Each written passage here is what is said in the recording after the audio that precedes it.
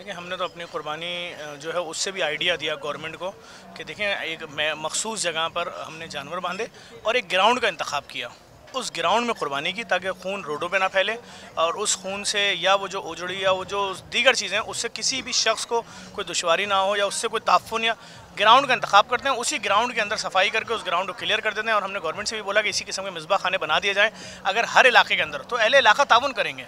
और ये जो मोहल्ले और गलियों में हफ्तों और महीनों तक उजड़ियाँ पड़ी रहती हैं, वो भी नहीं पड़ी रहेंगी। एक ही जगह में मखसूस जगह होगी, वहीं से उठा के उसको डिस्पोज ऑफ कर दें।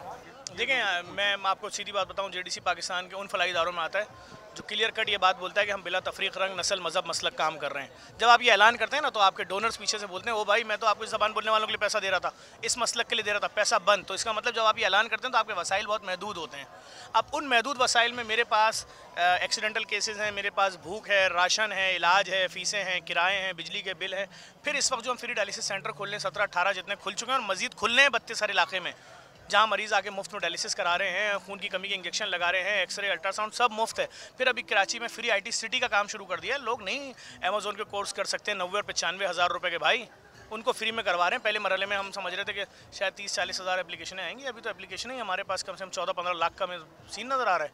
तो हमें पहले मरहले में 4.5 लाख लोगों को 4.5 हज़ार लोगों को एडमिशन देंगे, उसके बाद फिर इसको बढ़ाते रहेंगे। अगर सिंध गवर्नमेंट ने मजीद जगह दी तो उसको और IT सिटी बना देंगे शहर में।